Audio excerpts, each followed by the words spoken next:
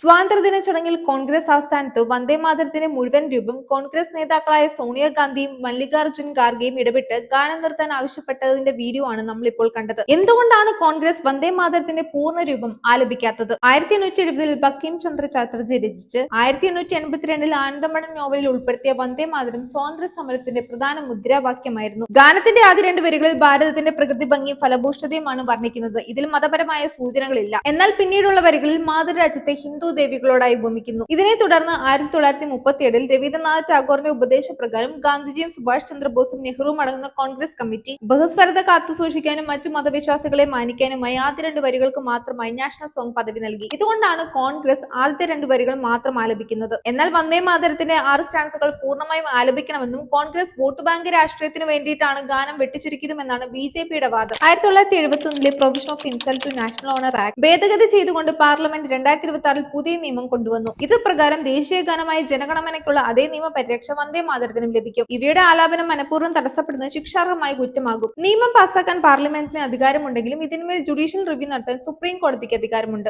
1986 Bijoy Emmanuel versus state of Kerala എന്ന കേസിൽ ദേശീയഗാനം ആലപിക്കുമ്പോൾ ബഹുമാനത്തോടെ എഴുന്നേറ്റ് നിൽക്കുകയും എന്നാൽ സ്വന്തമായി പാടാതിരിക്കുകയും ചെയ്യുന്നത് ആർട്ടിക്കിൾ 19(1) നൽകുന്ന അഭിപ്രായ സ്വാതന്ത്ര്യവും ആർട്ടിക്കിൾ 25 നൽകുന്ന മതസ്വാതന്ത്ര്യവുമാണെന്ന് സുപ്രീം കോടതി വ്യക്തമാക്കിയിട്ടുണ്ട്. ജനഗണമനയ്ക്ക് ഭരണഘടന നേരിട്ട് നാഷണൽ പദവി നൽകിയപ്പോൾ വന്ദേമാതരം ഭരണഘടന നിർമ്മാണ സഭയുടെ പ്രഖ്യാപനം വഴി ലഭിച്ച നാഷണൽ സോങ് ആണ്. അതിനാൽ ഇവ രണ്ടിനും ഒരേ നിയമപരിരക്ഷ നൽകുന്നത് ഭരണഘടനാപരമായി ചോദ്യം ചെയ്യപ്പെടാം. ജനഗണമനയ്ക്ക് ദൈർഘ്യവും ആലാപന നിയമങ്ങളും കൃത്യമായി നിർവചിച്ചിട്ടുണ്ട്. എന്നാൽ വന്ദേമാതരത്തിന് ആദ്യ രണ്ട് വരികളാണോ അതോ പൂർണ്ണ രൂപമാണോ പാടേണ്ടത് എന്നതിൽ വ്യക്തമായ ചട്ടമില്ലാത്തത് നിയമം ദുരുപയോഗം ചെയ്യാനിടയായേക്കാം. അപ്പൊ അത്രയേ ഉള്ളൂ. ഇതുപോലുള്ള ഇൻഫോർമേറ്റീവ് വീഡിയോസ് ഒക്കെ ആയിട്ട് നമുക്ക് വീണ്ടും കാണാം. Like, share and subscribe.